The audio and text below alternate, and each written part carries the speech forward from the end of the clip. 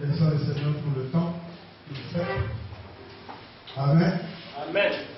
Le Seigneur a décidé d'arroser la vie de quoi depuis la nuit jusqu'à toute la journée. Amen. Amen. Il permet que vous qui avez toujours dépassé, vous soyez là, gloire à Dieu. Amen. Alors, nous allons donc passer au deuxième message de la journée. Ça sera le message de la sœur Blanchie. Maman était venu qu'elle a perdu deux fois. Alors, donc je vais présenter la sœur Blanchie. Cette fois-ci, je viens la présenter. C'est une sœur. Amen. Vous savez comment je l'ai rencontré? C'est top chrétien. On a échangé sur top chrétien, sur Facebook et tout. On partageait la parole, on faisait des communiquer par rapport à la parole de Dieu dans les communautés, dans les réseaux sociaux, elle le lien. Et nous nous sommes rendus compte que cette sœur, elle aime tout. Amen. Il y avait beaucoup de. Donc, je vais faire une conférence. On va faire cette conférence. Mais bon, on n'avait pas pu le faire. Et j'avais promis que nous allons faire un certain nombre de choses. Et on commencera par inviter pour une conférence. Amen. Donc, Dieu a permis que ça se passe maintenant. Alléluia. Je vais donc inviter la sœur Blanchie Mazanga qui va célébrer jusqu'à qu'elle va compléter sa présentation. Hein? Amen. Amen. La sœur Blanchie va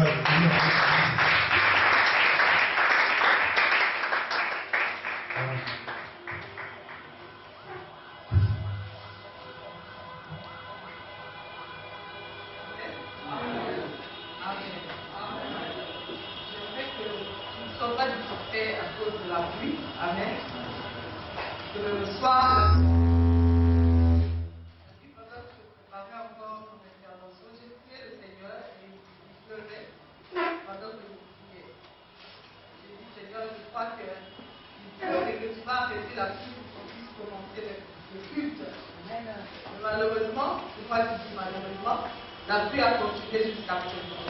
Pendant que je me préparais à venir, le Seigneur m'a dit une chose. Il a dit, Blanchie, toi laisse la pluie. Ne prophétise pas là sur la pluie. Cherchez à comprendre, est-ce que c'est le diable, est-ce que c'est la volonté de Dieu. Le Seigneur m'a dit, toi prophétise sur les hommes. Amen. Amen. Alors j'aimerais que quelqu'un qui a compris, comme Jacob l'a dit, je ne savais pas que ce lieu était sacré et que l'Éternel était là. Puisque je vais encore une fois et applaudir pour le Seigneur.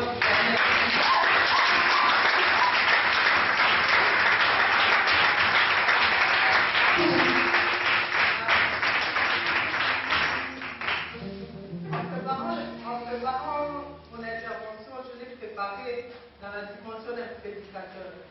Et depuis hier, l'Esprit m'a demandé de donner ce partage dans la dimension d'un prophète. Amen.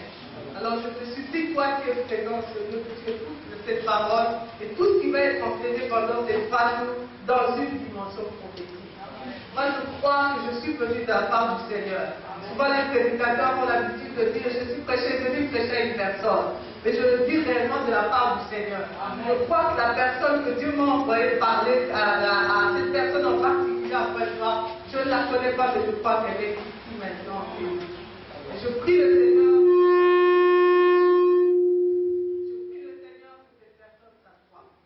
Peut-être tu es une jeune fille, peut-être tu es un papa, un jeune frère. Mais je prie le Seigneur que cette personne soit toi et que toi tu ne rates pas la visitation de Dieu. Quand je suis venue en entrant dans la pièce, pendant que l'équipe d'adoration, que Dieu bénisse notre équipe d'adoration, j'ai vu dans mes yeux spirituels Dieu entrer. Et je veux dire ce n'est Dieu. Amen. Je parle comme un prophète. Alors si tu cherches Dieu dans une démonstration de puissance, dans le remplissage de cette pièce, tu t'es perdu déjà. Dieu est déjà là. Depuis l'intervention du pasteur Dadier hier, Dieu était là. Moi-même, je suis venu prêcher un message et on partage souvent avec la sœur Dulcinée qui reste avec moi. Tous les partages qu'on avait fait avec elle hier dans un restaurant, le pasteur Dadier a fait le message dans sa prédication. Tout le partage qu'on vient de voir avec la sœur Dulcinée dans ma chambre, le pasteur Odifax vient de le relever dans sa prédication. Versets, mots exacts, tels que je partageais avec la sœur. Alors je crois qu'il y a réellement l'Esprit du Dieu qui parle au travers de ces prophètes et présents. Le Seigneur n'est pas juste venu t'enseigner pendant 3 jours. Mais pendant 3 jours, Dieu veut prophétiser sur la vie de quelqu'un. Pendant 3 jours, Dieu veut libérer les paroles qui manquaient sur la vie de quelqu'un pour que cette personne puisse avoir la capacité d'influencer sa génération. Quand on parle de ces choses, peut-être toi tu ne te retrouves pas parce que tu dis je ne suis pas appelé au ministère. Peut-être tu dis j'ai 15 ans, comment est-ce qu'il influence, je dois avoir suivi des études. Mais je suis venu dire à quelqu'un, quel que soit ton âge, quel que soit ton diplôme, quelle que soit la famille d'où tu viens, que le Seigneur t'a choisi pour marquer cette génération, pour marquer cette saison par rapport à ce qu'il est en train de déclarer sur ta vie. Et tout ce que toi tu vas faire, comme le pasteur du pasteur de l'église, te dit Seigneur, parle, moi j'écoute. Je parle encore comme un prophète. Si vous êtes attentif, vous qui êtes venus en retard, vous avez manqué ça. Mais notre merveilleuse chorale a envoyé un cantique. Il disait, quand moi j'ouvre mon cœur, le reste des paroles, est-ce qu'on peut, je peux juste prendre un micro normal? La chorale chantait un cantique merveilleux. Il disait, quand j'ouvre mon cœur, je t'entends, on parle. C'est-à-dire que tu dois disposer ton cœur pour entendre Dieu. Parce que le Seigneur parle de prière. Est-ce que tu as entendu Dieu te parler de prière? Le Seigneur n'est pas venu parler à l'église Philadelphie. Il est venu parler à un de ses enfants. Il est venu parler à un de ses fils. Il est venu parler à une de ses filles. Parce qu'il manquait quelque chose pour te retirer de l'ordinaire de ta personnalité, de ta vie, et pour te faire accéder dans l'extraordinaire de Dieu.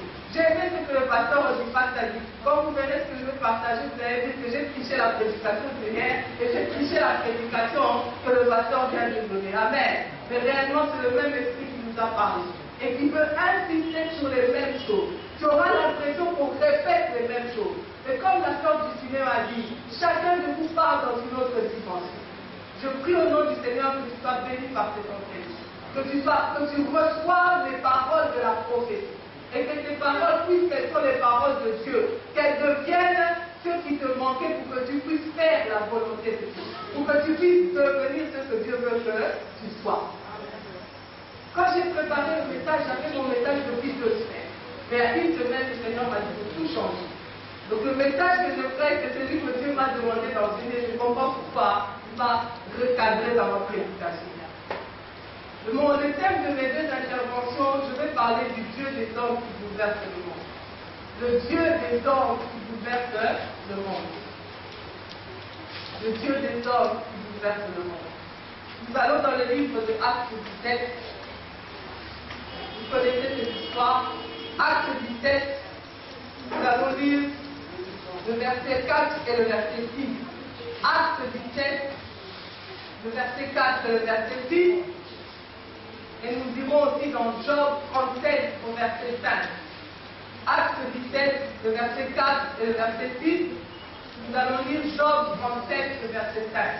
Je dis que je suis là cet après-midi pour parler du Dieu des hommes qui bouleverse le monde. Tout simplement, je peux le dire par rapport au thème qui a été donné à la conférence.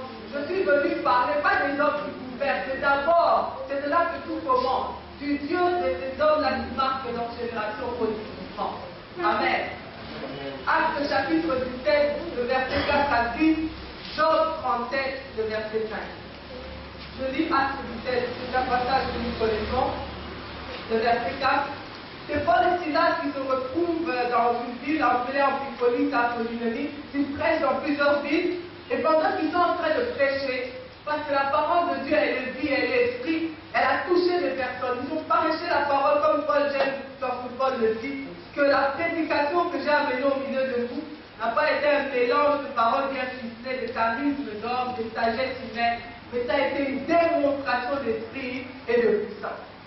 Je prie que pendant mon intervention, pendant l'intervention des autres prédicateurs, que ce ne soit pas des belles paroles qu'on a bien assemblées pour vous faire crier amen, mais que ce soit réellement une démonstration d'esprit et de puissance. La démonstration de l'esprit et de la puissance du Dieu des hommes qui bouleverse le monde. Acte 17, le verset 4. Quelques-uns d'entre eux, des personnes qui ont reçu la prédication de Paul, furent persuadés et se joignirent à Paul et à Silas, ainsi qu'une grande multitude de Grecs craignant Dieu et beaucoup de femmes de qualité. Est-ce qu'il y a des jeunes sœurs et des mamans chez Dieu? Il y a une place pour vous aussi dans l'histoire de Dieu. Amen, les jeunes sœurs. Amen. Verset 6. Après qu'ils aient fini de prêcher, les responsables de la ville se sont fâchés parce qu'ils ont remarqué un mouvement bizarre dans la ville. Ils ont vu, pas seulement senti ni entendu, ils ont vu qu'il y a quelque chose qui se passait dans cette grande ville. On leur a dit qu'il y a des gens qui sont en train de prêcher ici et là, et c'est eux qui sont en train de créer ce qu'eux ils ont appelé un peu de chaos et de désordre. Et au verset 6, il est écrit ceci: ils ont cherché Paul et Silas, mais ne les ayant pas trouvés, ils traînèrent Jason et quelques frères devant les magistrats de la ville en criant. Ces gens qui ont bouleversé le monde sont aussi venus ici et Jason les a reçus. Amen. Amen. Il y a des rencontres qui changent la vie des gens. Il y a des rencontres comme ça. Mais il y a des rencontres qui ne laissent aucun impact dans la vie de certaines personnes. Il y a des prédicateurs qui sont passés dans ta vie, tu ne peux ni te souvenir de leur nom, ni te souvenir même du thème de leur message. Amen. Mais il y a des personnes, lorsqu'elles passent dans la vie d'autres personnes, elles laissent toujours un impact. Il y a des personnes, lorsqu'ils s'attirent avec toi même pendant 5 minutes, c'est toute ta vie qui est bouleversée. Ce sont des personnes qui arrivent à te remettre en question, même quand tu es quelqu'un qui est aisément installé ou assis dans la vie. Paul a prêché à des personnes qui sont des personnes, des notaires de la vie, des hommes et des femmes d'influence, des hommes et des femmes qui avaient des commerces, qui avaient tout. Ils n'avaient pas besoin de l'évangile.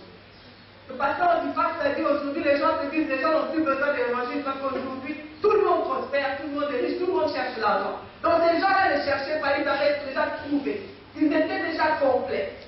Peut-être beaucoup d'entre vous, vous venez ici parce que vous avez promis que Jésus vous rendra riche. Tu viens à l'église peut-être parce que tu crois qu'en te donnant au Seigneur, tu auras une certaine bénédiction matérielle. Mais ces gens-là avaient déjà trouvé ce que toi tu cherches. Mais malgré ça, lorsqu'ils ont rencontré non seulement Paul et Silas, mais au travers de la prédication de Paul et de Silas, ils ont rencontré un Dieu qui remet en question les fondements de la vie des gens. Ils ont rencontré un Dieu qui bouleverse la vie des gens lorsqu'ils se rencontrent. Ces personnes ont dit non, il nous manque encore quelque chose.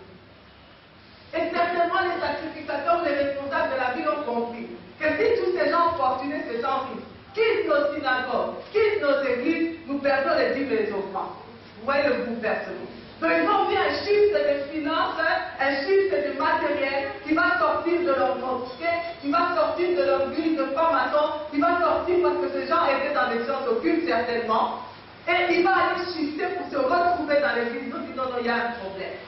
Et ils sont partis accuser les gens qui prêchaient auprès des magistrats. Et ils disent que ces gens-là ont non seulement bouleversé la vie, mais on les connaît comme des gens qui bouleversent toutes les villes par lesquelles ils passent. Ils disent qu'il y a un mouvement qui est en train de se faire, on a entendu des échos. Qu'il y a des gens lorsqu'ils entrent dans une ville, plus rien ne reste le même. C'est-à-dire que lorsque la sœur Blanchine entre dans Pointe-Noire, au départ de Pointe-Noire et Bingane. Même la fameuse sirène sait qu'il y a quelqu'un qui est passé par ici. Amen. Amen. Nous parlons du Dieu des hommes qui bouleversent le monde. Ils sont partis dire non, il faut que vous arrêtiez ce mouvement. Il faut que vous arrêtiez ces gens. Et pour bien les arrêter, il faut non seulement les arrêter, mais arrêter aussi Jason qui est au milieu d'eux. Jason était dans la Bible depuis longtemps, n'est-ce pas?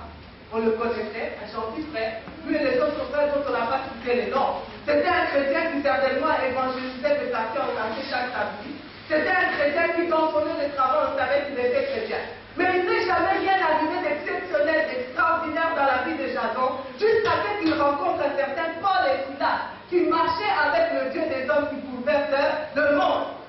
Et tout d'un coup, on a associé Jason à ce fameux groupe-là. Amen. Je suis venu se présenter ce Dieu-là. Tu sers le Seigneur jusqu'à présent, mais il te manquait une rencontre de la destinée. Je ne suis pas venu dire que je suis la personne que tu dois rencontrer. Je te dis certainement que je suis venu avec le Dieu des hommes qui bouleversent le monde. Et si toi tu peux rencontrer ce Dieu-là, te connecter à lui pendant le partage que nous allons avoir pendant ces 3 jours, certainement on citera aussi ton nom parmi les hommes et les femmes qui ont bouleversé Pointe-Noire, le Congo, le Brazzaville, l'Afrique tout entière et pourquoi pas jusqu'aux extrémités de la terre. Parce que personne ne peut rester le même après certaines rencontres. Il y a des gens, lorsque nous les rencontrons dans nos vies, ils nous amènent à faire le mal qu'on n'a jamais fait auparavant. Il y a des gens, au contraire, lorsque nous croisons leurs pas, ils nous stimulent à faire des choses que nous étions même incapables de faire auparavant. Demandez à Akab, il vous dira. Il était un roi comme tout autre roi. Il n'était ni mauvais, ni trop gentil. Mais lorsque tes parents ont croisé une mauvaise femme qu'on a appelée Jézabel, l'histoire de sa destinée a complètement changé. Il a été identifié comme un roi injuste, un roi jaloux, un roi même un homme qui est dominé par sa propre femme. Parce qu'il a croisé les femmes, il s'est marié avec la mauvaise femme. Tu peux être une bonne personne, mais fais attention dans les choix de ton conjoint. Il peut shifter ta destinée. De faire sortir des bonnes choses que Dieu a préparées pour toi et de faire entrer certainement dans les mauvaises choses que le diable a préparées pour toi. Il y a des gens qui changent la destinée des gens. Posez la question à notre frère Samson, il nous parlera. Qu'avant qu'il ne rencontre Dalila, il était un héros puissant au milieu de son peuple, connu comme étant un homme fort, qui faisait trembler même les gens qui faisaient trembler son peuple. Si Israël tremblait devant l'ennemi, Samson ne tremblait pas devant l'ennemi. Mais tout d'un coup, il a rencontré la mauvaise femme. Une femme qui était belle, mais elle n'avait pas Dieu. Une femme qui pouvait séduire, mais elle n'avait pas ce que la Bible dit qu'au-delà de la beauté, de la grâce, c'est la crainte de l'Éternel. Amen.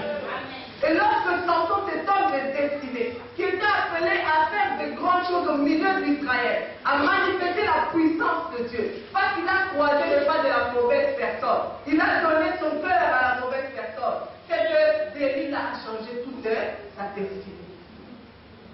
Dieu a accompli sa volonté, mais Samson n'y a rien gagné. Amen. Nous parlons qu'il y a des rencontres qui nous transforment. Mais je peux aussi vous parler des rencontres qui nous transforment pour des bonnes choses. Naomi, lorsqu'elle a croisé le pas de Dieu, il y a quelque chose qui s'est passé. Ruth, quand elle a croisé le pas de Naomi, il y a quelque chose qui s'est passé. Et je prie qu'au travers de ces 3 jours, que tu comprennes et que tu te mettes à prier. Seigneur, éloigne les Jézabel de mon chemin. Éloigne toutes les Delilah de ma route. Mais place sur mon chemin de Naomi et de Ruth. Amen. Naomi était une femme qui avait tout perdu. Mais en rencontrant le chemin de Ruth, tout a changé. Ruth aussi était une femme qui n'avait aucune destinée. La Bible dit qu'elle faisait partie de ces gens-là qui étaient sans Dieu et sans espérance dans le monde. Dieu ne les connaissait même pas. Mais à cause d'une bonne rencontre, à cause de la rencontre avec le Dieu qui bouleverse la vie des gens, la vie de Ruth a été transformée. Jusqu'à aujourd'hui, on connaît Ruth, n'est-ce pas? Elle a dit quelque chose à Naomi. Elle a dit que depuis que j'ai croisé ton chemin, je t'ai observé. Toi, tu n'es peut-être rien parce que tu as perdu mari et fils.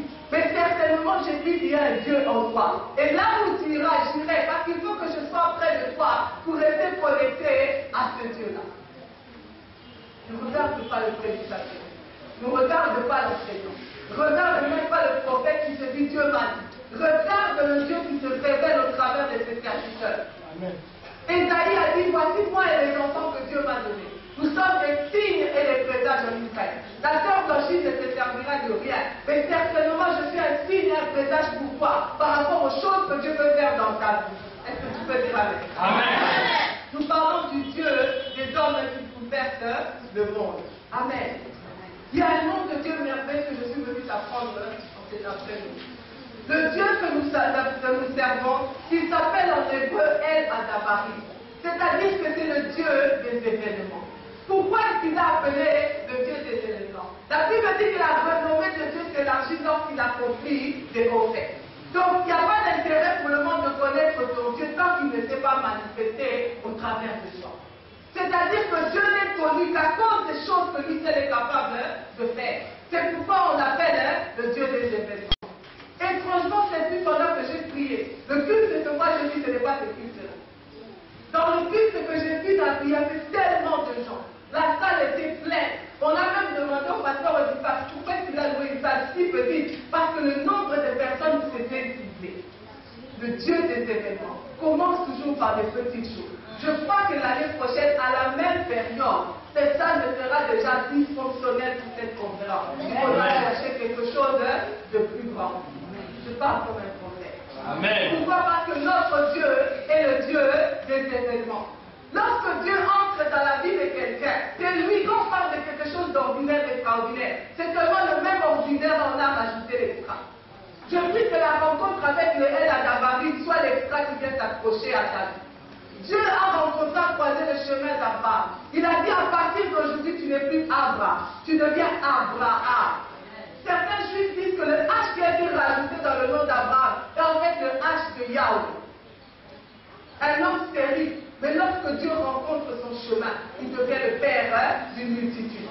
Je ne sais pas quelle est la stérilité de ta vie, mais je suis venu en cet après-midi rajouter un H dans ta vie. Amen. Tu déclarer qu'il y a un Dieu des événements qui est sur le point de faire quelque chose sur ta vie. Et que pourquoi il a dit, pourquoi ne le saurait-il pas? Est-ce que tu entends l'Esprit du Seigneur te parler, toi, Église de Philadelphie? Te dire à toi, frère, réveille-toi de ton sommeil, parce que je suis sur le point de faire de grandes choses. Et tu es tel et tu es celui-là que j'ai choisi pour manifester ces grandes choses. Elle a d'abord le Dieu des événements. C'est aussi important parce que lorsque Dieu entre dans la vie de quelqu'un, pour travailler dans sa vie, c'est toujours un événement. Dieu ne se manifeste jamais là, un homme à salut. Non. Lorsque Dieu, la Bible dit, lorsque Dieu s'est manifesté, et là, il est une autre chose. On n'arrive pas à le croire. Demandez aux enfants d'Égypte, personne n'est jamais sorti de l'Égypte. Regardez l'histoire de l'Égypte, l'histoire des hommes écrits. On vous dira, il n'y a aucun peuple, jamais peuple d'esclaves, qui est entré en Égypte et qui est enfin ressorti libre. Jamais. L'Égypte, même son nom, en hébreu veut dire limitation. Donc c'est ce qui empêche les gens de sortir. C'est une oppression qui entre dans la vie. Donc lorsque tu entres dans l'Égypte, tu dois mourir en Égypte. Mais il y a un Dieu qu'on appelle Adabari. Non seulement il a fait sortir son peuple d'Égypte, mais il ne l'a pas fait sortir comme n'importe qui fait sortir. Il a dit vous sortirez. Mais ce sont même vos ennemis là qui vous donneront l'or et l'argent pour que vous alliez se servir. Je suis venu dire à ton ennemi, il est sur le point de rencontrer El Adabari. Celui-là qui te retient lié captif, je suis venu lui dire au nom du Seigneur Jésus que les chaînes vont tomber et que les liens vont être rompus. Non seulement le Seigneur va te faire sortir, mais c'est cet ennemi-là même que Dieu va utiliser pour manifester la gloire de ta provision dans ta vie. Est-ce que tu peux dire Amen? Nous parlons du Dieu des événements. Mais lorsque Dieu entre dans la vie d'une femme stérile pour lui donner une grossesse, ce n'est que la grossesse du genre de Samuel. Amen, maman. Quand Dieu donne un enfant, cet enfant-là se distingue parmi les enfants. Mais elle a d'abord mis entrée dans la vie de Anne. Et tu ne l'as pas donné un enfant de... Est-ce que vous avez vu comment avant la Pélina? C'est là même qui se moquait de Anne. Mais ces enfants sont des illustres inconnus dans la vie. Mais le premier et le seul que Dieu a donné à Anne,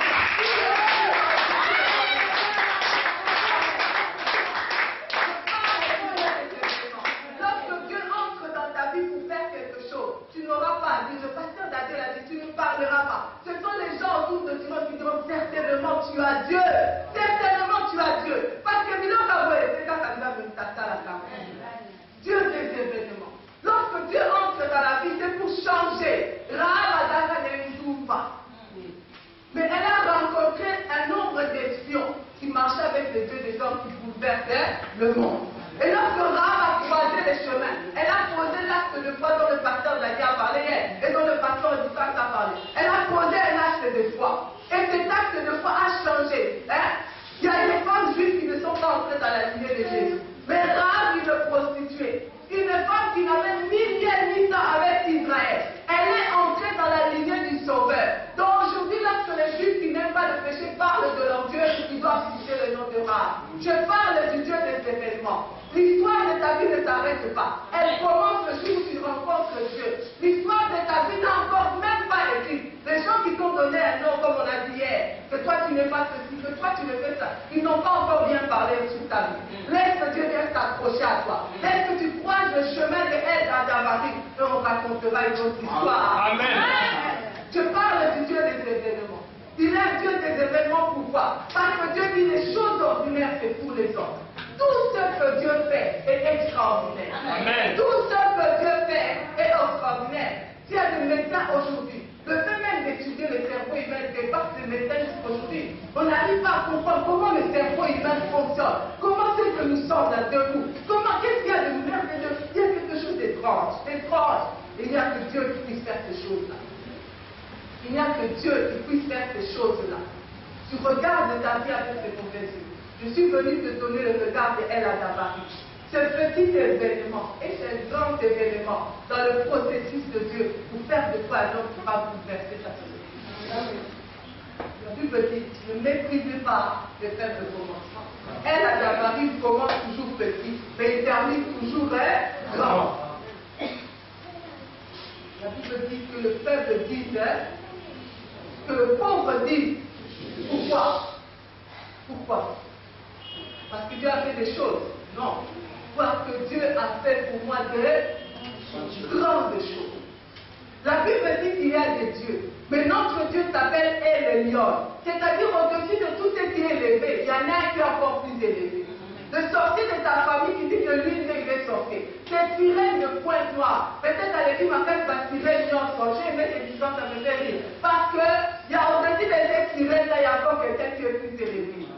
Quelqu'un qui peut s'élever, se déclarer grand dans ta vie pour t'empêcher d'accéder au travail, pour t'empêcher d'exercer ton ministère. Tu vas aller lui dire après ce séminaire, j'ai rencontré un Dieu qui est plus élevé que toi. Et ce Dieu-là va créer un événement pour manifester que réellement je fais partie des gens qui vont bouleverser ces entreprises. Amen. Nous parlons d'El-Adaba, le Dieu qui bouleverse. Dans Jean 37, verset 7, il a dit quelque chose. Parce que le mot qui a été utilisé dans Acte 17 pour parler de bouleverser, c'est un mot hébreu qui veut dire faire retentir le bruit comme celui d'un tonnerre. C'est-à-dire, qu'il a vraiment calme. Ils ont entendu quelque chose s'est passé dans la vie. Amen. Il y a eu un bouleversement. Le bouleversement a retenti au milieu de cette ville comme le bruit d'un tonnerre. Et c'est ce que Jean 37, verset 5 dit. Il dit ceci. Dieu fait retentir sa voix comme le bruit d'un tonnerre, parce qu'il fait des choses merveilleuses et des grandes choses qui nous dépassent. Amen. Quand tu bouleverses, c'est-à-dire que Dieu est en train de libérer une parole de puissance dans la situation où tu te retrouves. Amen. Amen. Nous parlons de ce Dieu-là, de ce Dieu qui ne fait rien d'ordinaire. Si tu viens chercher un Dieu ordinaire, tu t'es trompé de Dieu. Ou tu t'es même trompé de Dieu. Nous, on ne donne pas de Dieu ordinaire. Et les hommes que Dieu rencontre sur ce chemin ne sont pas ordinaires. Tu lis dans la parole de Dieu. Ils étaient ordinaires selon les critères des hommes. Mais dès le jour où ils ont croisé le chemin d'El-Adaba, ce sont devenus des hommes dignes d'être inscrits dans un livre sacré qui des millions d'années plus tard se fait lire dans toutes les langues, dans toutes les générations, dans toutes les nations. Aujourd'hui, il y a un Chinois qui dit qu'Abraham est son grand-père. Amen. Aujourd'hui, il y a toi et moi qui n'avons ni contact de couleur ni de sang avec Abraham, mais ce jour que non, on peut citer le nom de Josué, on peut citer le nom de Ruth et déclarer que c'est la mère, c'est ma grand-mère, c'est ma soeur, c'est mon frère. Pourquoi? Parce qu'il y a un Dieu qui ne fait rien d'ordinaire. Jésus a croisé le chemin de cette prostituée, qui n'a plus qu'un parfum, elle a répondu au pied. Mais parce que même ces petits actes auprès de Dieu, ça devient un acte ordinaire. Il dit à cette femme, partout où on parlera de moi, on parlera de toi. Tu dois réfléchir pendant ces 3 jours. Quels sont les actes que toi aussi tu dois poser pour que le tonnerre de Dieu retentisse dans ta situation et que les gens voient que réellement tu as un Dieu puissant. Amen. Je n'étais que l'introduction. Mon intervention, je veux le parler de ceci. Dis-moi qui est ton Dieu et je te dirai qui tu es. Ce n'est pas tout le monde qui va influencer positivement ta génération. J'ai besoin de checker ton Dieu pour être sûr réellement que ce séminaire te convient. Dis-moi qui est ton Dieu et je te dirai qui tu es. Je partage avec vous 2 visions que le Seigneur m'a données lorsque je préparais cette enseigne. 2 visions, il m'a juste donné 2 visions. La première vision s'adapte à son état. La deuxième, nous la partagerons au cours de ma deuxième intervention. J'ai vu une image très claire. Il y avait une belle voiture. Elle était belle, normale, qui était parquée quelque part. Et j'étais en train d'observer cette voiture, je la trouvais tellement jolie. Alors j'entends Dieu qui me dit, attention, approche-toi un peu, tu vas voir quelque chose. Je m'approche du véhicule et je remarque que la couleur du véhicule, ce n'est pas vraiment une belle couleur. Je m'approche encore plus du véhicule et le Seigneur me dit, gratte le véhicule. Je commence à gratter le véhicule et étrangement, c'était un sachet qui recouvrait le véhicule. Je dis, comment quelqu'un peut conduire une voiture et il y a toujours le sachet avec lequel le véhicule est sorti du magasin? Le Seigneur me dit, va et dis-leur. Ils sont en train de servir un Dieu qui connaît sa moitié.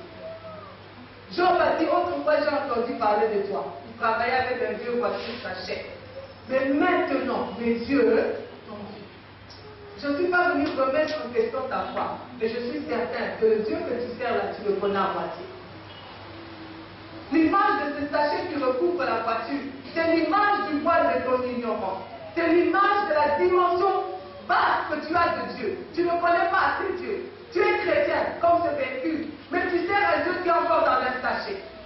Christ est dans ta vie est encore voilé. La gloire de Dieu dans ta vie est encore voilée. La puissance de Dieu de travailler, de t'utiliser comme sous cette influence est encore bloquée quelque part. Et c'est pourquoi tu vas rencontrer Dieu.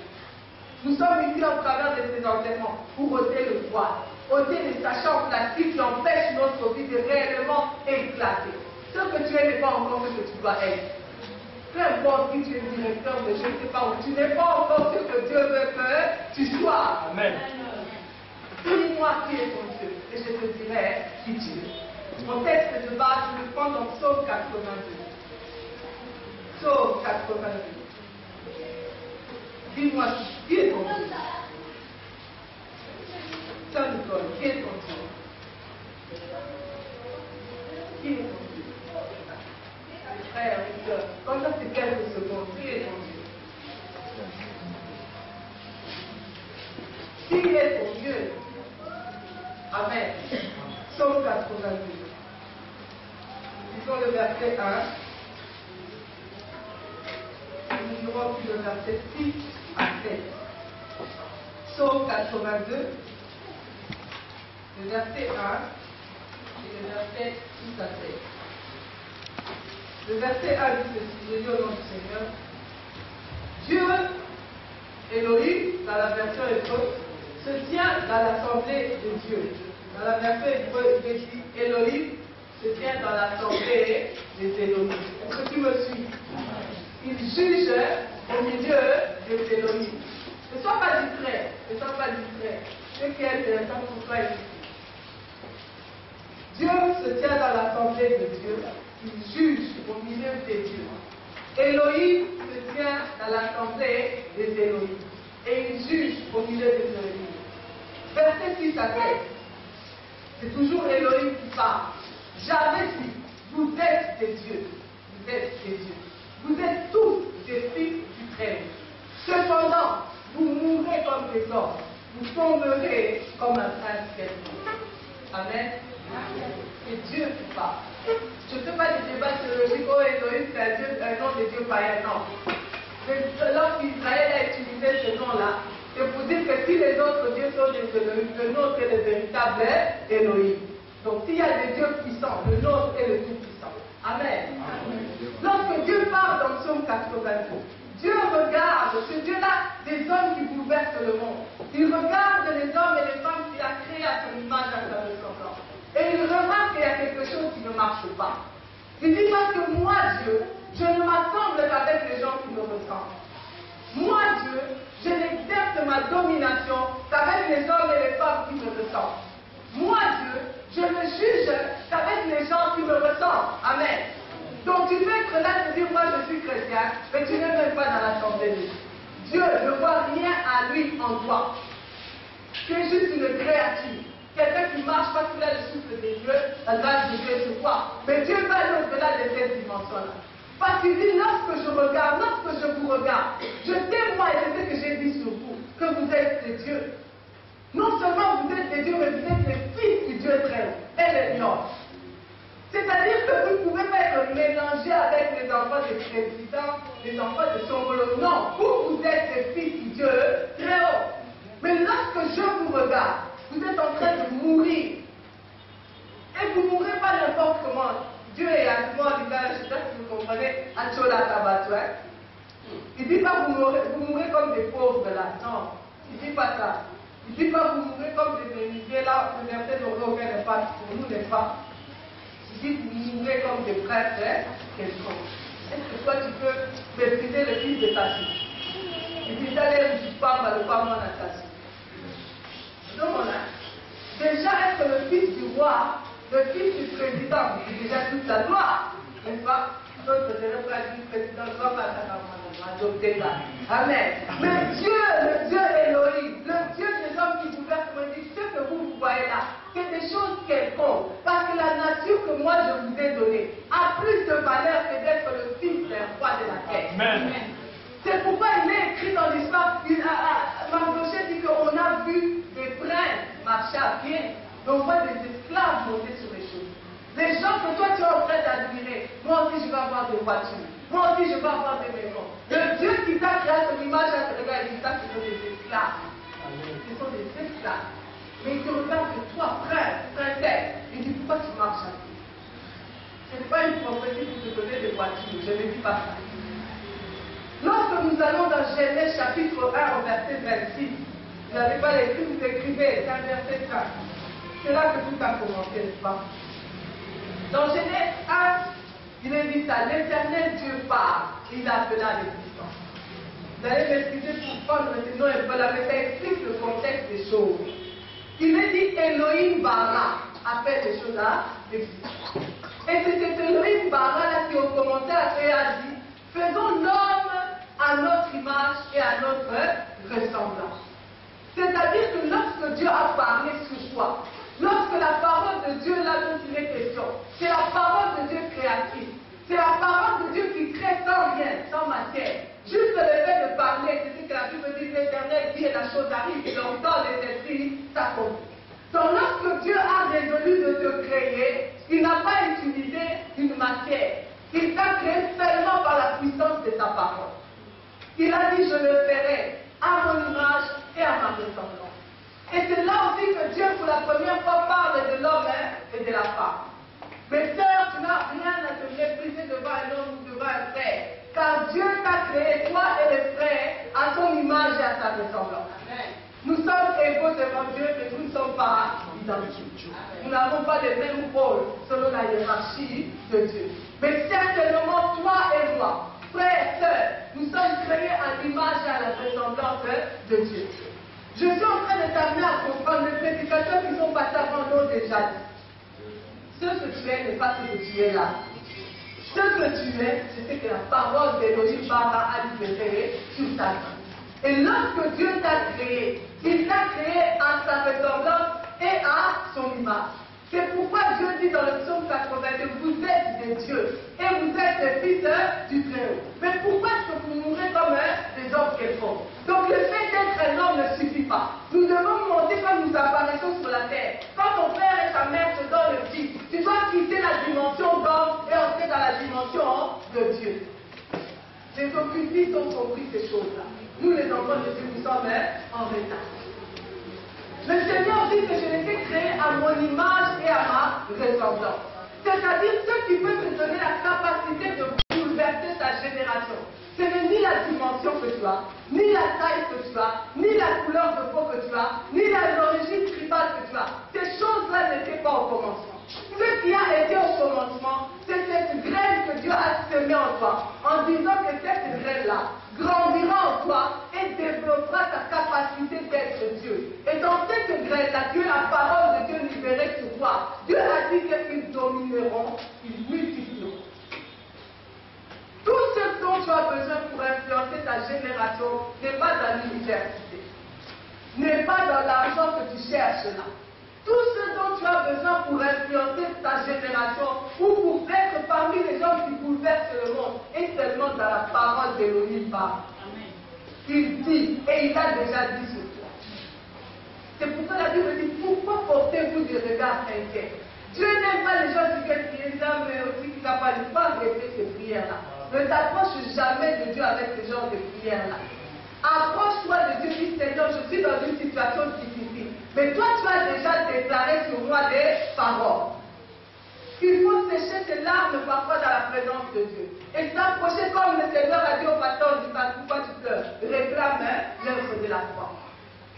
Dieu a déclaré tout ce que nous sommes capables d'être dès le commencement.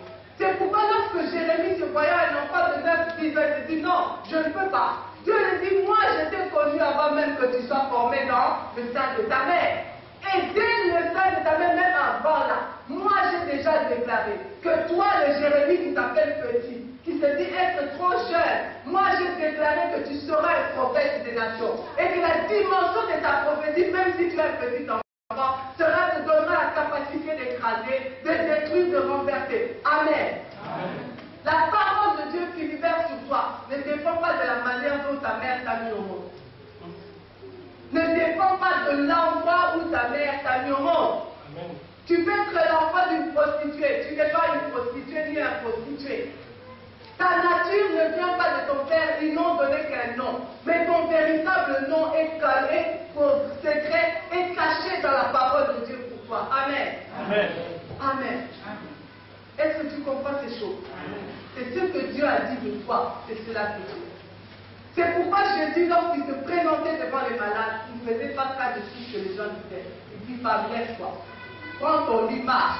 Quelle tu peux voir. Parce que Dieu sait que Jésus savait que son Père n'a créé personne aveugle. Que son Père n'a créé personne infirme. Donc je vais juste reconnaître ces personnes dans ce qu'ils étaient dès le commencement. La parole de Dieu t'a donné la capacité. La parole de Dieu a déterminé quelles sont tes limites, quelles sont tes capacités. Mais nous voyons que ce n'est pas ce que nous vivons. Et ce qui est grave aujourd'hui, il y a des gens qui sont censés être des scientifiques, des gens intelligents, qui disent que toi et moi, nous sommes descendants des singes. Moi, je n'ai pas de cousin parmi les macaques. Amen. Amen. Je n'ai ni oncle, ni grand-père, ni tante là-bas. Mon grand-père à moi, c'est celui qu'on appelle l'ancien des jours. Amen. Amen.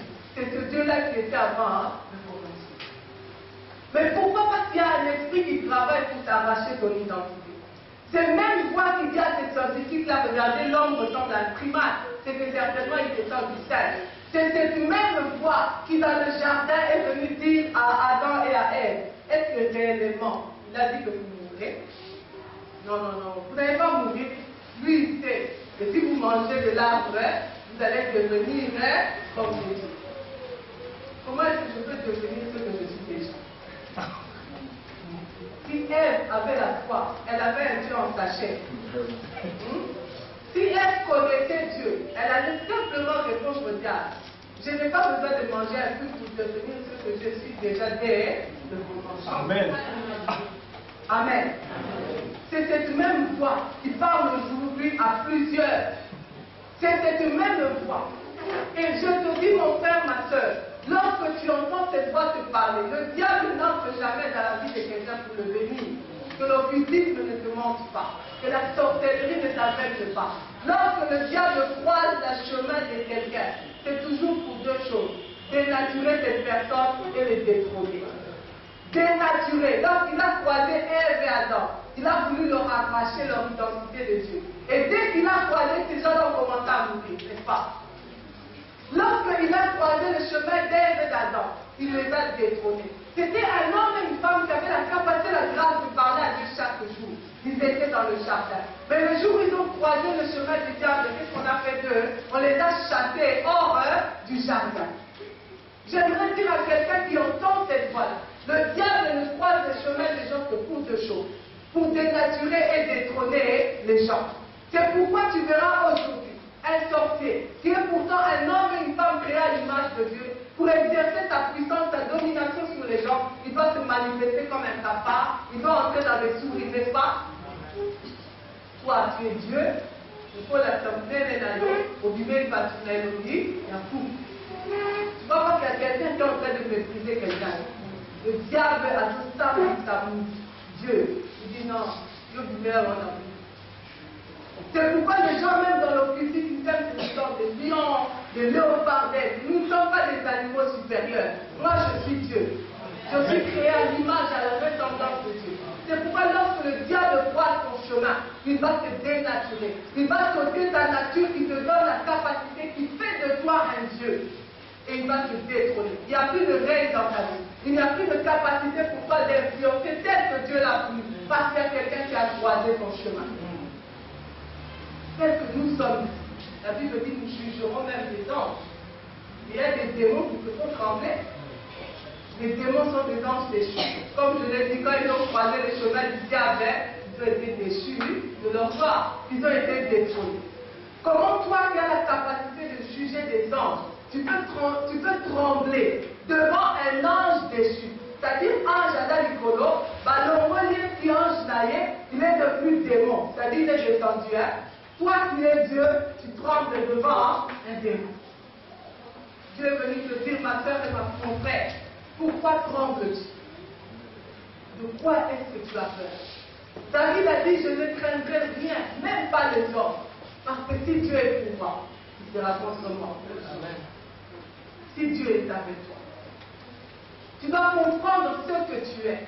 C'est pourquoi je t'ai posé la question, dis-moi qui est ton Dieu. Et je te dirai simplement qui tu es. Il est important, on ne peut pas parler des choses d'influence. Parce qu'il y a une influence qui agit dans le monde. Ces gens-là ont compris qu'il était le diable et ils exploitent toute la puissance de Satan. Nous voulons influencer positivement. Nous devons comprendre qui est le Dieu qui nous a appelés pour que nous puissions réellement influencer. Sinon, tu seras un autre chrétien sans goût, sans saveur. Jésus nous a dit que nous sommes le sel de la terre et la lumière du monde. Si le sel perd de sa saveur, il ne sert à rien. Et beaucoup d'églises aujourd'hui, ces églises de réveil ne servent à rien. Pourquoi dans ces églises, il y a des rassemblements d'hommes et de femmes qui viennent seulement pour danser, qui viennent seulement pour écouter et faire un intercambien. Mais il n'y a pas de rencontre avec Dieu. Celui qui fait de toi du sel, qui fait de toi la lumière, c'est celui-là même qui est la lumière du monde. Amen. Il te donne sa nature. Tu vois, il est la lumière du monde et dit que vous êtes la lumière. Tel il est, tel nous sommes. C'est ce que la Bible nous enseigne. Donc quand Dieu dit que tu es là pour influencer, ce n'est pas quelque chose d'extraordinaire pour Dieu. Il dit, en étant mon fils, en étant ma fille, tu ne peux rien faire d'autre que influencer. C'est ce que le pasteur David a dit hier. Ce n'est pas que nous nous réveillons le matin en disant, moi je dois faire quelque chose qui va impacter les gens. Mais c'est que nous nous réveillons certainement chaque matin en disant, je veux vivre comme Dieu encore aujourd'hui. Je vais encore marcher comme Dieu aujourd'hui. Je vais encore parler comme Dieu aujourd'hui. Je vais encore aller au service et travailler comme Dieu aujourd'hui. Et dès que nous vivons comme Dieu, tu es condamné. Tu es condamné à influencer l'environnement dans lequel tu te retrouves. Amen. Amen. Pourquoi est-ce que tu es condamné? Parce que le Dieu qui nous donne sa nature, la Bible parle de la gloire de Dieu. Parle de la gloire de Dieu comme la cabole, quelque chose qui est pesant. Ce n'est pas par hasard. Dans le psaume 135 au verset 5, il est dit ceci. Israël parle. Il dit que notre Dieu à nous, il est plus élevé que les autres dieux. Dans une autre version qui est plus proche de la réalité, on dit que notre Dieu à nous, il est plus lourd que les dieux des nations. C'est-à-dire, si on va peser des dieux, ton Dieu, à toi là qui habites, je ne sais pas, peut-être la maison n'a même pas de douche, n'a peut-être pas de toilette, mais la Bible dit que ton Dieu est plus pesant que la maison où le président s'assoit. Ton Dieu là, il est trop léger quand on va peser ton Dieu. On l'appelle Yahweh Gadol, le Dieu pesant. C'est-à-dire que lorsque Dieu entre dans la vie de quelqu'un, il donne du poids à cette personne. C'est pourquoi cette personne ne peut plus être méprisée. C'est pourquoi cette personne, comme nous le disons, est condamnée à influencer. Parce que influencer, c'est exercer une pression sur quelque chose. C'est marquer donc que tu as un volume tellement grand que tu dois en bouleverser, tu dois influencer, tu dois marquer le lieu dans lequel tu es. Si je dois prendre ce papier, parce que j'ai un poids plus grand, un volume plus grand, je peux l'écraser facilement, n'est-ce pas? Et toi, tu as ce Dieu-là, qui lorsqu'il rentre dans toute situation, il exerce sa pression sur tes choses. La Bible dit, mon frère et ma soeur, qui que tu sois, où que tu sois né, que ton Dieu est un Dieu faisant. Tu sortais de ta grand-mère ou je ne sais pas quel féticheur a fait quoi. Si on va prendre son Dieu, admettons qu'ils ont des dieux, et le peser avec son Dieu, le tien va monter plus. Est-ce que tu es d'accord? Nous disons que ton Dieu est un Dieu faisant.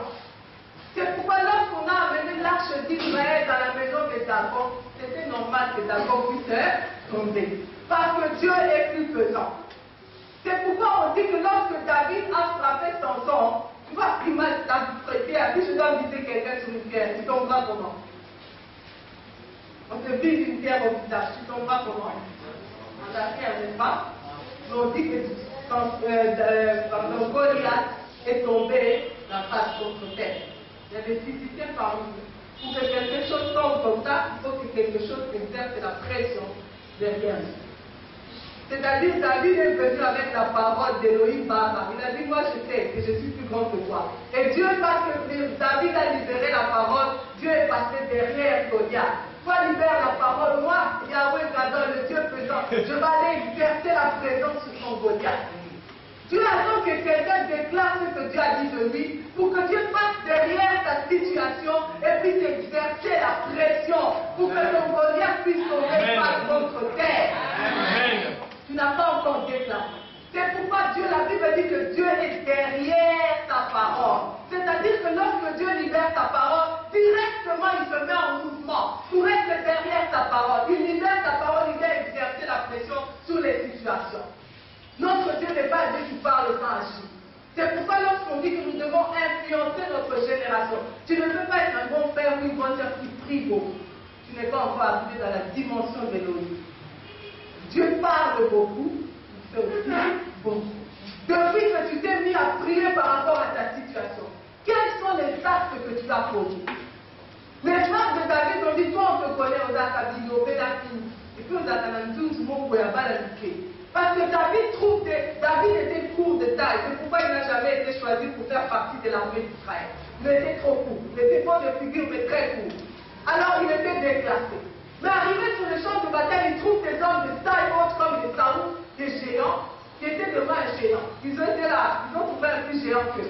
David, lui étant petit, savait que notre père est géant, mais moi j'ai un Dieu qui est plus géant. Et il se met à parler parce que c'était qu'un enfant qui bouleverse le monde de paix. Lorsqu'il se retrouve dans une situation où il y a un géant, où il y a un blocage, il ne se met pas à pleurer. Il commence à parler comme son Dieu. Il commence à créer par ta parole. Il dit, toi Goliath là, je vais te faire tomber. Ta tête, je vais la couper. Amen. Les occultistes qui parlent du pouvoir de la parole, ce n'est pas dans la dimension de l'interne. Malgré qu'ils ont compris un peu. Nous avons la puissance de la parole. Parce que Dieu nous a créé à son image. C'est-à-dire, toi aussi, enfant de Dieu, par ta parole, tu te diras, n'est-ce pas? La Bible dit, par ta parole, tu te béniras, tu te diras. Par ta même parole, tu te déliras. La Bible dit que vous direz, vous fermerez dans le ciel et ça sera réellement fermé. Et c'est ce que David s'est mis à parler. Et pendant que David a libéré la parole, le Dieu qui est derrière la parole est parti se mettre derrière Goliath. Tu fais beaucoup de choses, mais tu n'as pas parlé comme Dieu parle. Il y a des gens qui travaillent beaucoup, qui récoltent peu, parce qu'il n'y a pas la dimension de la prière. Il y a des gens qui prient beaucoup, et qui ne font rien, et ils récoltent aussi rien. Donc être dans l'un des extrêmes ne suffit pas. Tu dois mélanger ces deux choses ensemble. Tu dois être un créateur qui parle. C'est pourquoi la Bible dit que dès le matin, Jésus priait. Il ne priait pas, il priait là. Il parlait. Il disait, Seigneur, aujourd'hui, quand je vais entrer dans Jéricho, je croiserai sur mon chemin des aveugles. Je croiserai sur mon chemin des sourds. Et ils entendront, ils retrouveront la vue. Amen, amen. Et il s'est mis à marcher. Pendant qu'il marchait, puisque Dieu l'a déjà précédé, à Titiké Nandela, la Bible dit que lorsque Jésus marchait, il s'arrêta, il leva les yeux, il visagait. Il marchait, il n'avait pas visagé. Mais parce qu'il y a un Dieu qui a libéré la parole, il faut que l'action vienne se joindre. Dieu ne s'est pas encore associé dans tes prières, parce que tes prières ne sont pas ta parole. Tu dis beaucoup de choses dans tes prières, mais tu n'as jamais lié la parole de Dieu dans tes prières. Amen. Car sache-le, Dieu fera de toi ce que tu fais de ta parole. Tu maîtrises la parole de Dieu. Tu ignores, tu négliges la parole de Dieu. La parole de Dieu fera aussi que ta vie soit négligée. Notre Dieu est un Dieu faisant. Et c'est parce que notre Dieu est un Dieu faisant que tout ce qu'il fait a un amen. Amen. Est-ce que ces choses parlent à ton cœur? Amen. Est-ce que ces choses réveillent ton esprit? Amen. Pour comprendre qu'on peut parler des crises économiques. La Bible dit n'appelez pas conjuration tout ce que ce monde appelle conjuration. Enfant de Dieu, crise économique ou pas, il y a toi tu acceptes parce que le diable te dit vous allez étager. Mais je te dis aujourd'hui, dans cette vie de point-là, il y a peut-être un homme, une femme, qui vient de signer un contrat avec un salaire de 1 700 $, je mens ou pas? Aujourd'hui le même. Le diable t'a dit vous allez étager. Crise des avantages. Aujourd'hui, il y a quelqu'un qui vient de faire un deal d'affaires avec 600 000 $. Amen. Amen. Amen. Il laisse la vérité là-bas et toi il te dit dans le mensonge. N'appelez pas conjuration. Moi, à chaque fois que je change de compagnie, mes amis sont dans le chômage, mes amis païens. Alors il y en a qui va dire, mais toi, les gens cherchent du boulot, toi tu quittes ton boulot, et lorsque tu vas dans un autre boulot, ton salaire est multiplié. Tu as compris pourquoi moi, je ne sais pas comment tu es un Dieu pesant. Amen. Un Dieu pesant. Ton Dieu n'est pas pesant, parce que sa parole est forte. La parole de Dieu amène la présence de Dieu dans nous. Ne l'oublions jamais, tel il est, tel il sort. S'il n'y a pas de Dieu, tu n'es pas non plus. Donc le diable fait tout pour t'éloigner de Dieu. Parce que plus tu t'éloignes de Dieu, tu t'éloignes de la présence de Dieu, tu éloignes la parole de Dieu dans ta vie, plus la dimension de Dieu diminue dans ta vie. Et s'il n'y a plus de Dieu, les éléments de la nature ne t'obéiront pas. Tu subiras ce que les autres subissent. La Bible dit que les ténèbres couvraient toutes les surfaces de l'Égypte. Mais il y a un endroit, une petite bourgade, où là les ténèbres s'arrêtaient à la limite de Goshen. Ne prenez pas conjuration. Tout l'Égypte était dans les délestages. Israël ne connaît jamais les délestages. Si tu es un enfant de Dieu, tu ne peux pas connaître des délestages dans la dimension de ton travail. Tu ne peux pas connaître des délestages. Ce n'est pas que Dieu va une bénir en Chine, il n'y en a plus pour bénir le frère. Dieu ne fait pas des délestages dans la distribution des bénédictions. Que j'envoie d'abord là-bas, quand lui l'aura, je vais remettre le courant là-bas. Non, non, non. La Bible dit qu'il fait toutes choses bonnes en son temps. Tu dois entrer dans la dimension de Dieu. Comprendre que toi, tu as été créé à l'image, à la ressemblance de Dieu. Puisque ton Dieu est le Dieu des événements. Lorsqu'il entre dans la vie de quelqu'un, il bouleverse. Toi aussi, quand les gens te rencontrent, leur vie doit être bouleversée. C'est pourquoi on parle de cette génération qui influence positivement. C'est simplement parce qu'ils ont un Dieu qui influence. Amen. Tu dois être ce garçon-là qui lance parce que ta présence dans ta famille. C'est pourquoi la Bible dit crois et tu seras sauvé.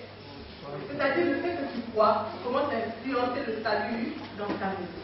La Bible dit que dans les derniers jours, 5 hommes païens vont s'attacher à la robe d'un homme juif et lui diront quoi? Nous irons avec toi parce que nous avons vu que Dieu est avec toi. Dans ce siècle aujourd'hui, mon frère, ma soeur, ne nous leurrons pas. Le monde n'a pas besoin qu'on dise beaucoup de versets bibliques. Ils veulent voir la puissance du Dieu qui est derrière ces paroles-là. Le monde n'a pas besoin que tu les invites dans des conférences. Il veut entendre que dans la conférence, là-bas, il a des pluies, les malades sont guéris, les aveugles voient, les sourds commencent à entendre, les muets commencent à parler, les paralytiques marchent. C'est ça qui a fait que la foule a suivi Jésus. Parce que la parole a été libérée et les actes sont manifestés. La Bible dit que Jésus allait de ville en ville et il faisait le bien. Est-ce que ton passage dans cette ville de Pointe-Noire peut laisser aussi une empreinte de bien? Jésus a dit, je m'en vais, il est bon que je parte. Parce qu'il va venir un autre qu'on appelle le consolateur. Amen. Et lorsque le consolateur viendra, il vous enseignera toutes choses. La Bible dit que c'est l'Esprit de Dieu qui nous prépare pour toutes les bonnes œuvres que Dieu a préparées d'avance. Tu n'as pas à chercher comment tu vas influencer. Dieu sait comment tu vas influencer. Tu vas juste comprendre que Dieu a un Dieu qui a la capacité de faire de grandes choses avec toi. Tu dois comprendre que Dieu est quelqu'un qui va être beaucoup combattu, mais tu ne peux jamais être vaincu. Demandez à la femme d'Aman ce qu'elle a dit à son mari. Elle lui a posé une question avant d'aller voir. Dis-moi qui est le Dieu de Mardoché. Je t'ai posé la question, non? Qui est ton Dieu? Et lorsque je dis, oh, Mardoché, là, je te dis, papa Tika Nayo, ouais, une femme, hein? Elle dit, Tika Nayo Kutu. Non, tu sais là, à cause de ce que cet homme est, à cause du Dieu de ce Mardoché-là, tu vas tomber, tu vas même bien tomber. Et tu n'as même pas encore commencé à tomber. C'est-à-dire que lorsque l'ennemi croise son chemin enfant de Dieu, il doit comprendre que s'il te combat, il combat ton Dieu. C'est pourquoi Dieu dit avant la restitution, ne vous occupez pas de vos ennemis. Quand on a côté ma transformation. Moi j'aime les gens qui me cherchent des problèmes. Parce qu'ils se cherchent en fait eux-mêmes des problèmes. J'ai vu ça dans le domaine professionnel. Qu'à chaque fois que quelqu'un me combattait dans le travail, en moins de 2 mois, on le licenciait. Il y a un diplomate, je travaille dans une ambassade, il y a un diplomate, on a créé, on a supprimé son poste à partir du Canada. Seulement parce que la bataille m'a bouclé. La dernière fois il n'y a plus d'argent, ton poste est supprimé. Tu dois retourner à l'argent. Tu te rends compte de ce que Dieu peut faire pour toi. La Bible dit à cause de toi, tu livreras l'Égypte et les choses. Enfant de Dieu, pourquoi tu trembles devant les deux? Pourquoi tu trembles devant des situations qui ont l'impression de t'engloutir? Dieu a dit à Moïse, frappe seulement l'eau et se séparera de nous. Tu dois proclamer la parole de Dieu parce que la parole de Dieu est pour nous comme ce bâton. S'il y a une situation qui est bloquée devant de toi et que cette situation t'empêche de bouleverser la situation, de bouleverser ta génération, lève-toi et déclare le nom de Jésus. Nous avons aussi la parole qui a dit. Parce que Jésus a fait ce que son Père a fait. La Bible dit que lorsque Dieu a créé dans le Genèse chapitre 2 verset 7, le premier Genèse on nous a créé par la parole. Dans le deuxième chapitre de Genèse, c'est là que la Bible dit maintenant Dieu prit la poussière de la terre, il créa l'homme à son image, il forma. Amen. Et il souffla en homme la joie de Dieu. L'esprit qui donne la vie de Dieu. Et nous voyons Jésus faire la même chose. La Bible dit qu'à tous ceux qui l'ont reçu, amen, il a donné le pouvoir de Dieu venir en forme de Dieu. Il lui donne la forme de Dieu. Et il ne s'arrête pas. Alors que ses disciples venaient des miracles, il dit non, non, non, il manque quelque chose. Venez encore. La Bible dit que Jésus fait quoi? Il souffla sur eux son esprit. Toi aussi, mon frère, ma soeur, tu veux influencer ta génération, tu dois marcher dans ces deux dimensions. La parole, tu dois libérer la parole. La deuxième dimension, nous partagerons ça dans ma deuxième intervention. Tu dois recevoir l'esprit. Un chrétien charnel, normalement, tout le monde ne devrait pas se retrouver ensemble. Dans Christ, il n'y a pas la chair. Donc, si tu es dans la chair, frère et sœur, c'est que tu n'es pas chrétien. La Bible dit ceux qui sont nés de Dieu ne pêchent pas. Tu es là ce matin, cet après-midi, et tu vis dans le péché. J'aimerais faire un appel. Nous parlons du Dieu des hommes qui gouvernent le monde. Je t'ai posé une question de savoir qui est ton Dieu. Job était un homme qui aimait le Seigneur. Il donnait des offrandes à Dieu. Il était rendu à un moment compte qu'il ne connaissait pas Dieu. Est-ce que tu es là cet après-midi? Tu viens à l'église. Tu es peut-être un ancien diacre. Tu donnes des offrandes, tu fais ta vie. Mais il y a un problème. La Bible dit que nous devons revenir au commencement. Je parle à quelqu'un que Jésus est venu fouiller cet après-midi. Dieu connaît ton cœur. Dieu connaît la position de ta vie. Il sait que tu n'es pas enfant de Dieu. Et tout ce que nous venons de dire ne te concerne pas. Il n'y a que ceux qui sont nés de Dieu, qui sont des dieux, qui peuvent influencer positivement le monde. Donc la première chose que tu dois faire pour marquer positivement ta génération, c'est accepter comme Seigneur et Sauveur le Dieu des hommes là qui peut faire pour nous. Il y a quelqu'un qui veut recevoir Jésus comme Seigneur et Sauveur. Regarde, je regarde le baptême. Est-ce que cette personne sera là le jour où on va te dire au matin, il sera là au temps de la vie? Amen. Est-ce que ce jour-là, quand tu auras un problème, ce frère-là dira, oui, ce jour-là, comme tu as décidé d'accepter Jésus à cause de moi, me voici maintenant pour t'aider. Non? Alors Jésus te tend la main ce matin.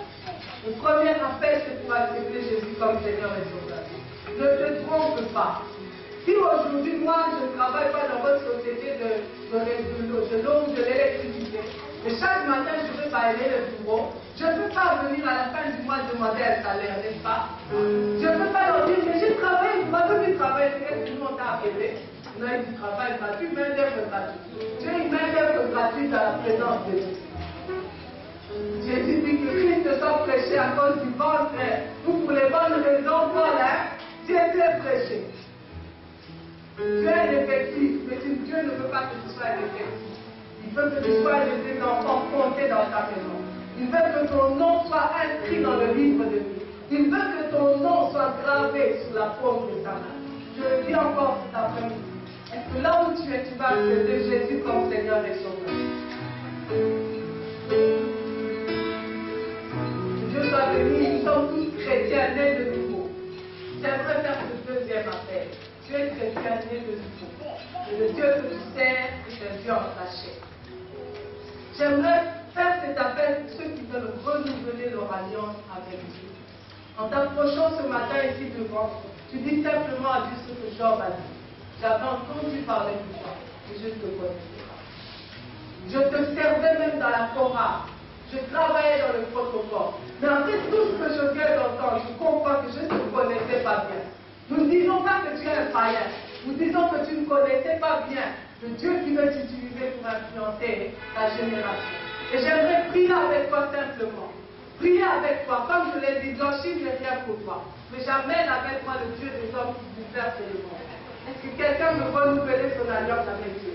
Dire, Seigneur, je laisse maintenant les choses anciennes passer. Je veux entrer maintenant dans... Dieu vous bénisse, mon frère. Est-ce qu'il y a quelqu'un encore qui veut dire, Seigneur,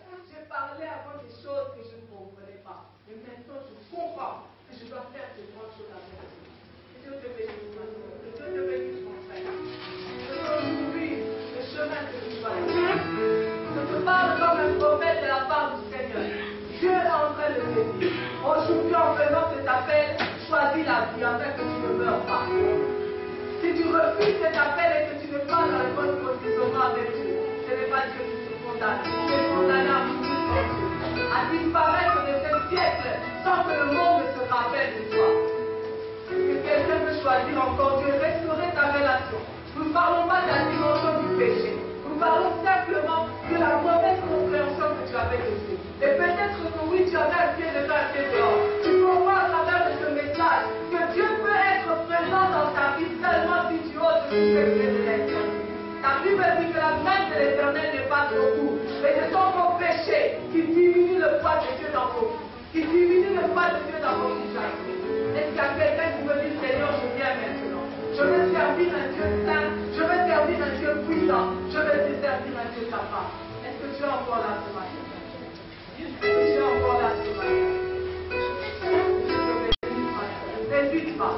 Lundi, je suis partie. Certainement, peut-être qu'on va ne croiseront plus jamais. Mais il y a des gens qui vont croiser ton chemin. Et ils vont voir comment tu vas les influencer. Tu ne leur diras pas qu'un jour, le 29 septembre 2012, j'ai accepté de me lever pour restaurer mon alliance avec Dieu. Dieu a dit à Élie, dis au peuple de restaurer l'autel. Nous sommes en train de faire cet appel pour restaurer l'autel de Dieu dans ta vie.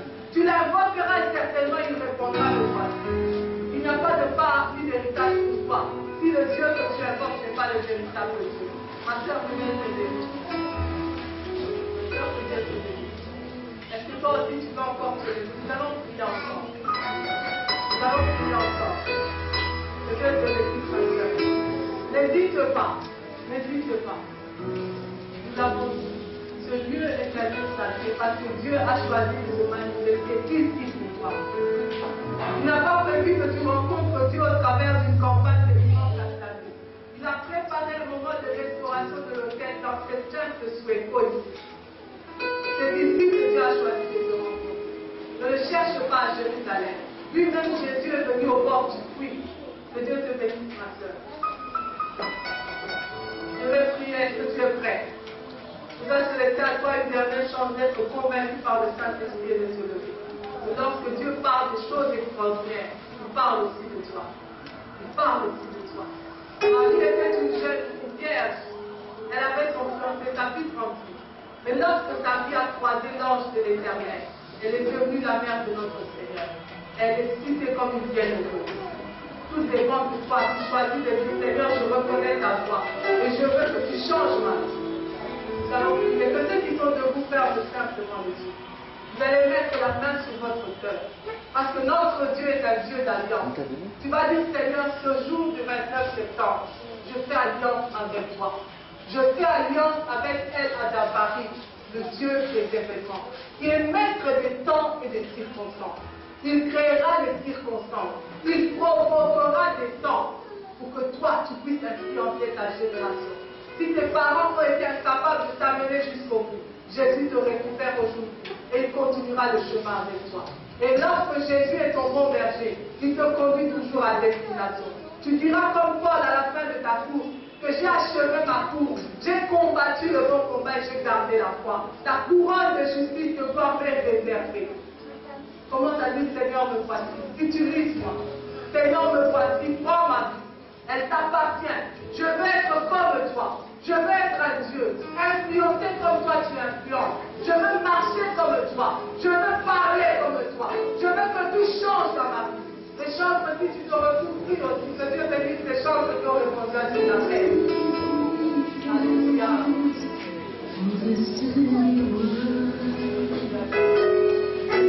Prions au nom de Jésus. Prions.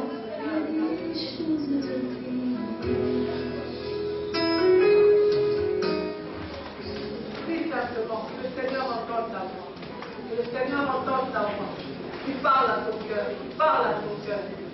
Oh, alléluia, béni soit-tu, Seigneur. Pour ta présence au milieu de nous en cet après-midi. Seigneur, merci pour ces gens qui continuent de se lever. Seigneur, les voici. Jésus a dit, Père, me voici, afin de faire ta volonté. Seigneur, tu n'as voulu ni offrande ni holocauste ce matin.